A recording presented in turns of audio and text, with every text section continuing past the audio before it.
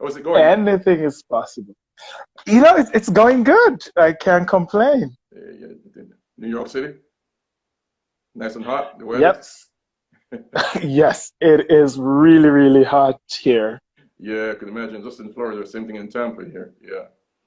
So But yeah, so tell us aren't you guys you know, always hot? we look forward to having you here tonight, man, on the Fashion Roundtable. So, you know, our platform, you know, we have every Wednesday. You know, we do this. We feature different designers and artists and influencers in the industry. And tonight, you're an influencer. You're a designer. You're a great talent. It's a pleasure to have you. And so Thank basically, you. we know you're from Jamaica. Yeah, right, just like Hmm. myself. And we know, but we want to know a little more about you. I mean, when did you start? I mean, tell us about D'Marsh and D'Marsh Couture, the, the journey. Oof, where should I begin? Um, well, as you said before, I was born and raised in Jamaica, Mhm. so I am yarded to the bone, they say. Um, yes, the collection and the brand started when I was about 13 years old. Wow. Um, I can remember exactly, it was Korea Day at school, and my teacher was going around and asking the student what they want to become. Hmm. And I said to the teacher, I just want to make people beautiful. And he says, in which way? Makeup or clothes? And I said, clothes. And then he started to explain to me, hey, you can become a fashion designer. You can make clothes for people. And he was the first to introduce me to Valentino. So he said, like Valentino or Dior, that makes a Hmm. career out of it. And I said, oh, sure, I would love. And then he got me a copy of, I think it was Vogue. And it's almost, I could say, the rest is history. So from then, I start to sketch, but then I start to recreate my cousins at home. Like, Hmm. don't wear that, wear this. And then from the church, I did the costume Yeah. in the choir and stuff like that. So I start to look at things different, Yeah. Hmm. of how you can mix color and how you mix shapes together. So it was all from there until now. So you found your So calling. move, yes. I tell people it's who I am, it's what I do best, it's what makes me happy.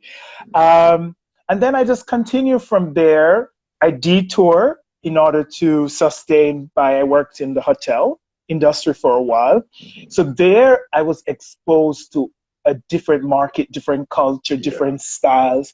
And then all the guests at the hotel used to bring me magazines. So that's when I learned about there's Elle, Harper Bazaar, Yeah. all Hmm. the other magazines, because they know that's what I do. Every time they come, they brings me every other guest, and who brings, I make sure get it. So Yeah. after a while, I end up with a whole bunch of magazines, flipping through, understanding different ads, different shape. Then I start to learn the names, the Valentino, the Yves Saint Laurent, the Dior. And I Yeah. was like, ah, I can have something like this one day.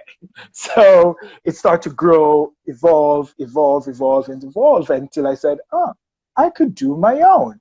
Hmm. And then I start to play around trying to figure out the name. Because Yeah. reading the book, you understand there is a name, there's an Yeah. image, Where did the name and come you from? start The to figure. Marsh Couture.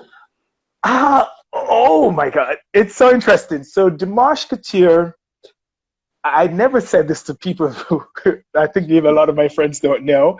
I wanted to call the collection Virus, actually. It's going to be in my new book. I will talk all about it. So I was at, I think I was at the hotel with a bunch of friends, and we were trying to find the right name. And my friends were like, every designers use their name. Hmm. So why not you use your name? So we started to play around with my name. So, you know, it's like March, like the month, and Yeah. Glenroy. So G March did not work at all. And we keep up and down and up and down and then come back. Then I had a friend who speaks French. Wow. And she says, when were you born? I said, I was born on a Sunday. And she said, do you know that Sunday, D'Marsh in French is Sunday? Is that so? Yes. And she said, all you do is drop. Yes. So French Sunday is D'Marsh in French. So she said, there you go. And then he said, okay, so just drop. But it works perfect because she said, just drop the C and put an S. Yeah. And then put the D in front of it. So literally, it's just add in one letter and drop in one. It's a great name. So, yes, D'Marsh, and that was born of D'Marsh. A great brand, great name, great brand, great name for your brand. I mean, it flows. Oh yeah. It flows and it connects right back to who I am. Yeah, because it still has my name. Yeah. And so that's how the name was born. Okay. And 17 years after, still standing. And you're growing exponentially. I mean, you have done so many fashion weeks. I mean, over the world, and so many different shows. I mean, tell me, which one of those fashion weeks have given you the most fulfilling experience? First, I will definitely pick one, but I would say all of them comes with their different experience. But overall, I will say that China opens the door, not only fulfilling for me, but it opens a lot of door. After China, the world were more acceptable of D'Marsh, if I want to say, meaning that's when all the other shows comes in. Because even diversity also. Yes, and I think with the China show, because it was such a big platform, I was a guest of the Prime Minister of the government there. So, and Guangzhou Fashion Week is it's a big, massive stage. So, China, and then I guess when the rest of the world see, you can do this, so we can invite you. So all the shows comes after China. So I will say China is one of my biggest show, but all the others that follows and before have their own experience, because a lot of people don't know. All my collections are inspired by somewhere that I traveled. Yeah. Okay. So like say the white collection that's behind me was white swans that I see in China. So every country I go, or just before a collection, I have to go somewhere. It's some inspiration. Yes. Yeah. They're awesome, man. We're going through a lot now with this whole COVID-19 stuff going on, the pandemic. Every guest we have, we normally ask this question, or ask them basically how it affects them. But I have a bigger question for you. With this whole thing going on, how have you positioned yourself and your brand to be successful during COVID, after COVID? Because things are going to change after COVID. Yes, some people will agree, disagree, or have different point of view. But for me, COVID worked for me, and you can agree or you can disagree on your own terms. But for me, COVID have opened my eyes to a lot. Yeah. So just to explain, for me, COVID gave me the time to think.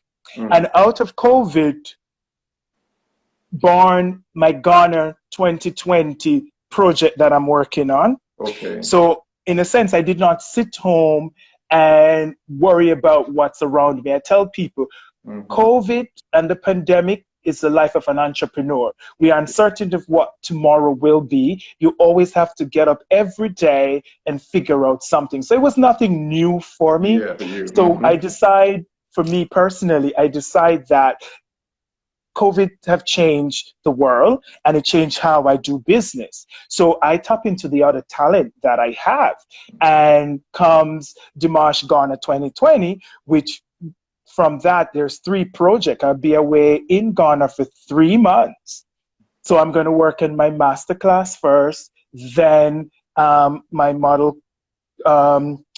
workshop, and then I'm going to do a competition, which is the face of D'Marsh. So instead of dwell up on what I cannot change, I more focus on what I can do next to continue building the brand. So I tell people every day, COVID-19 works for me, meaning I'm an entrepreneur. I always have to struggle and figure it out. So to be honest, it's nothing new.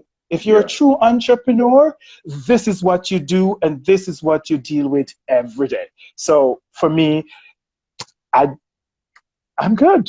You have to adjust with the times and just make your yes, you just have to change. I cannot make couture gowns anymore because my clients are not going to any gala, any fundraiser. So I use the other talents I have. I build D'Marsh from scratch. So I can teach people how to build their own brand from scratch. Then the next thing, my model competition, my model runway, I've been doing it every year, every day. So it's what I do every day. I'm just going to structure it now into a program.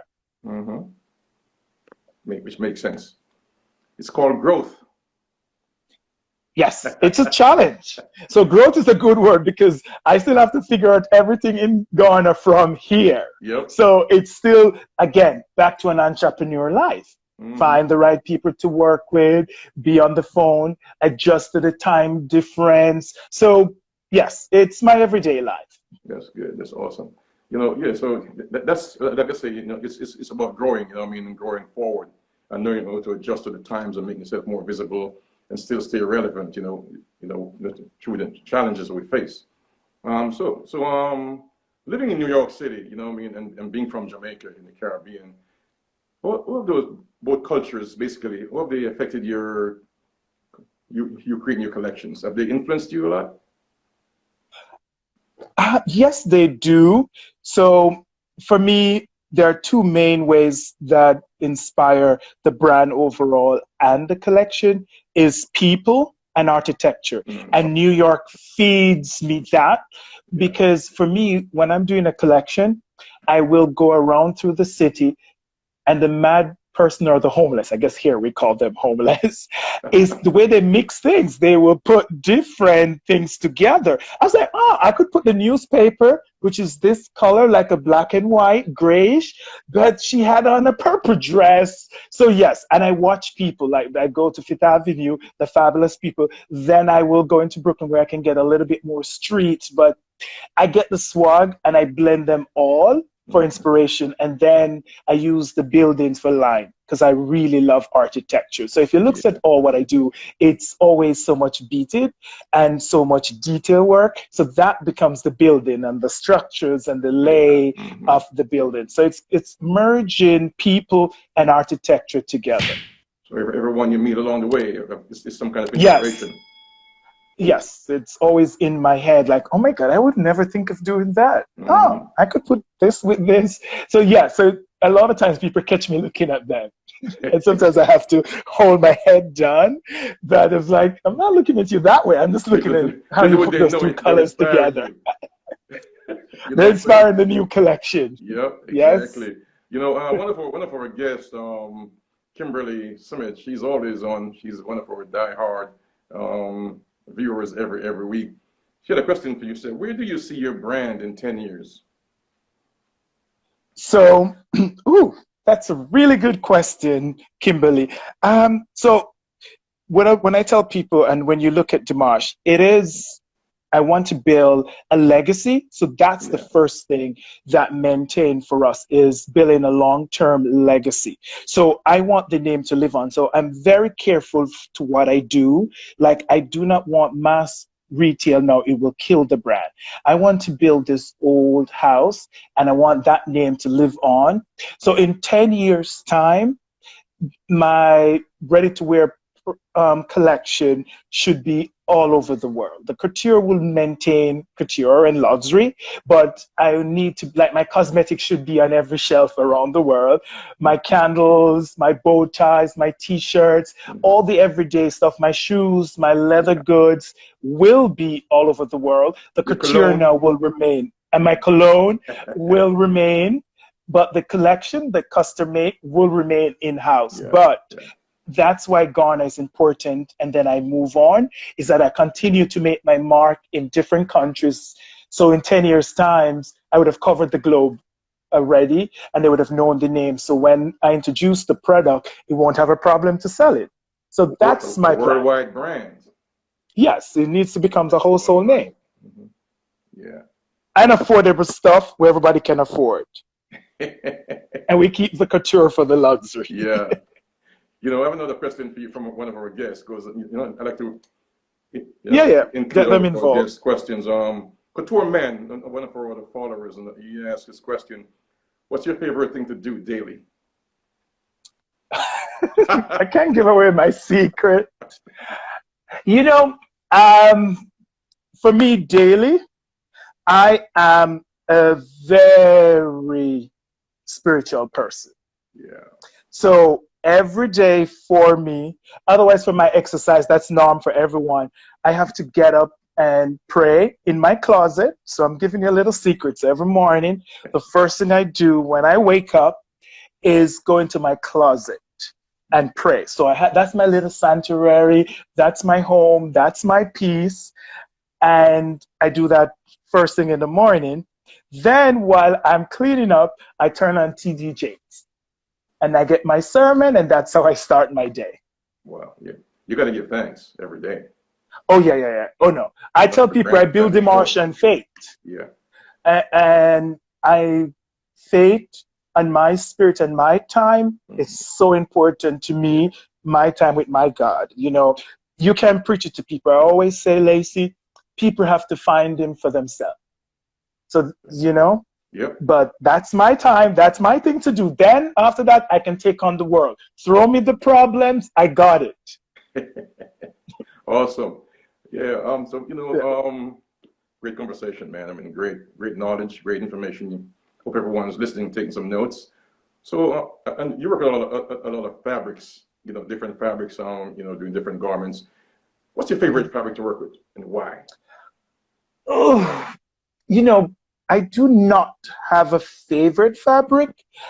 Every favorite fabric becomes the favorite of the collection that I'm working on. Okay. So if I'm working in chiffon this season, it becomes the favorite, because if I favor, that means I'm always going to have that fabric.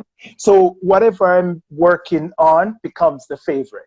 So basically I have 2 fabric a year. But if I have to pick one, the brand use a lot of high-end satin, which is like polissoir or so, but I don't. If you look at my work, you know they're different. Like last season, I used a lot of chiffon, that printed chiffon. The season before was more structured, the black and red. So I do not have a favorite. The favorite becomes the favorite of the season. Because for next season, I'm going to find a favorite fabric that I love, and I'm going to move on. And I'm sure when I go to Ghana, I'm going to come back with new fabric that's going to become my favorite. Okay, awesome. But I must say, so they understand though, is that when it comes to the men's collection, it has to have a touch of lace, because we have always mixed with masculine and feminine, so we always have a touch of lace and a touch of leather. For the woman, it becomes the same thing. There's always a touch of lace. You notice there's always a detail. So, and again, there's always a structure. So there's always mixing hard and soft. Awesome. That brings us to the next question. Menswear, womenswear. You create both. What do you enjoy creating most? Menswear or womenswear? Ah, you're killing me right here. Hey, we want to know Wednesdays. We want to know. You know, again,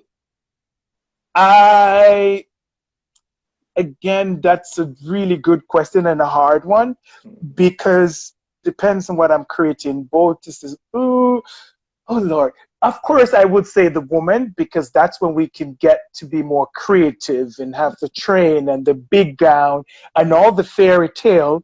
Yeah. But my sale now is split that I do more men's than women's. Mm-hmm. Yeah. Because I can get to really do what I want to do.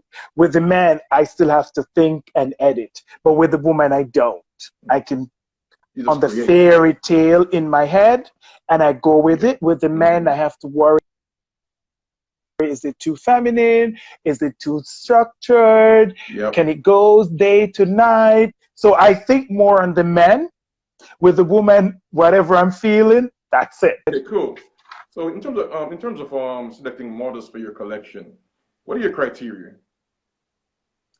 Ooh, I'm a tough one when it comes to that one. Yeah, no. Let me start with the girl. So walking is number one. You must be able to walk. It's very important to the brand.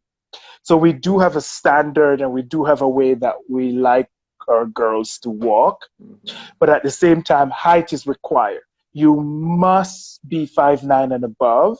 Okay. Because it elongates our collection. It fits, that's the silhouette we cut our samples on. Yeah. So beneath that, no. So it's not that we don't cater for all the size. So I just want to clear up for everyone. My customers are regular people, 18 and above. I've done clients which is a size 30. However, though, the image of the brand that we pushed out requires a certain size and a certain silhouette. So I look for a girl who can walk, then fit the silhouette. That's really my big criteria, because look, I'm not big on that. I'm so much like, oh my God, you have to look this way. You just gotta have great look or great skin that can take makeup, because makeup can work magic. So I'm not worried about that.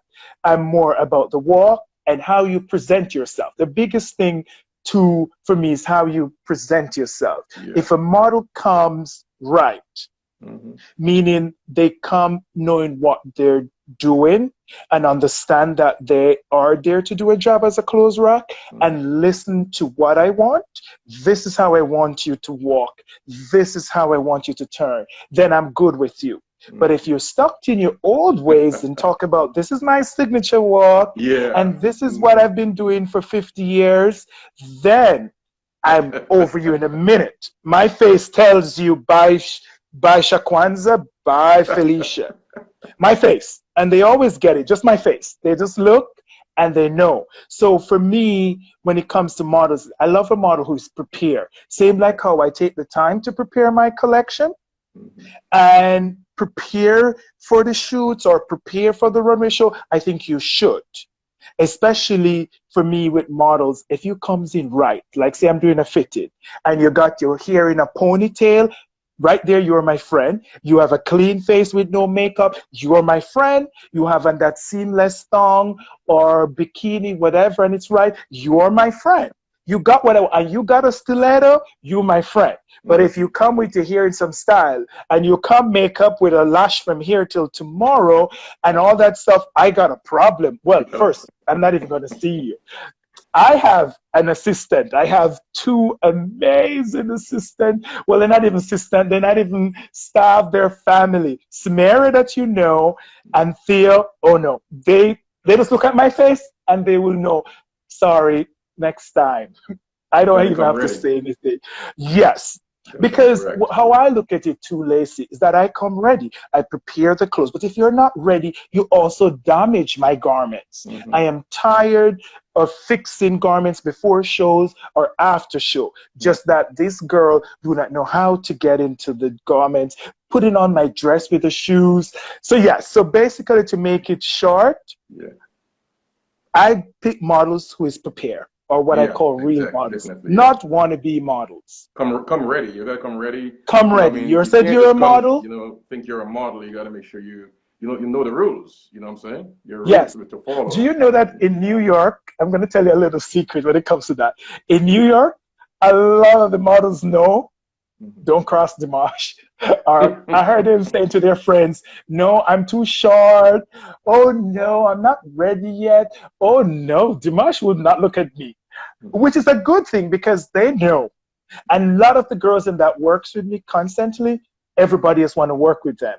Yeah. They want to steal my girls because Yeah. they know if D'Marsh work with you, come, I Because you want have to set that standard, you know. It's all about the standard. It's setting the Yes. standards, yeah. Yeah, and you know a little, because when I came to Tampa, I'm like, Yeah. we've worked together, so you know Yeah. that model is. Because the thing about it, a lot of people don't know, model make or break your collection. Oh, yeah, of course. It's a fact. On the wrong model, it looks like $2. And then the same outfit on the right model, it can look like $1 million. That's a fact. Yep. Yep. Awesome. Awesome. Yeah. So, what's next? What's the next big project for you? What's on the horizon? Oh, back to Ghana. Okay. Cool. You know what we were saying before. So yes. So hopefully, Miss COVID or Miss Corona will stay still. So if all is well, for October, November, December, I'll be in Ghana for 3 months working on D'Marsh Ghana 2020 plan, Awesome. which, as I said before, there's a month of masterclass for designer, the whole of October. And then during October and November is the model workshop. Yeah. So it will break up into 2 parts. So one package is 2-hour workshop and 2 hours runway, and then the portfolio building. And then at the end, in December, I am doing the Face of D'Marsh competition. So I'm looking for a male and a female to represent the brand for 1 year. Okay, awesome, awesome. I love So it. if all goes well, 2020 will be the Ghana, will be the next trip. And pray tomorrow again. Pray every day on that, man. Oh no, yes, my closet is right there and ready. So that is the whole plan. Oh, and for everyone who is listening, in a few days, I'm launching a new product. I'm launching, so I'm going to just hint you guys. So I'm launching the new t-shirt collection, which is called the Heartbeat of D'Marsh. So you'll get to see a little bit of the heartbeat of the people. That is the heartbeat of D'Marsh. So it's going to be a really amazing t-shirt, but it comes with a great story because a lot of people don't know that there is a lot of people behind a brand, especially at D'Marsh. I can speak for D'Marsh. I have a lot of real solid people. Well, they become family now because everybody's almost over 10 years. So they are helping me. Right there. I want him to make my wedding gown. That's my business partner here on the Fashion Roundtable. Sure. Just call me 1-800 D'Marsh. Hey man, so you know what? It's been an awesome conversation. I just want to say thanks for being here on the Fashion Roundtable. We look forward to having you again. Tell our followers, where could they find you? Facebook, Instagram, YouTube, LinkedIn, wherever. Everywhere. You can find us on Instagram, which is D'Marsh Couture.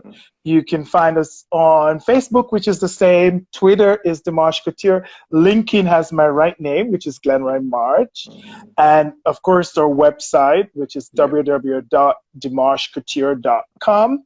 And you can also shop on our website too. We got great bow ties, great masks. Everybody always need a new mask, so go check out the mask. And I would let Lacey know by next Wednesday or so the new t-shirt will launch. So you could definitely go support. I will put the website inside now. I will add the website in www.dmarshcouture.com. Yes. Awesome. And I'm always here. Awesome. We got all the questions in.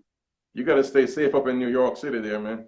You know, and just yes, you know, just keep on praying. You know, I mean, asking for what you want each morning, and it'll come to you.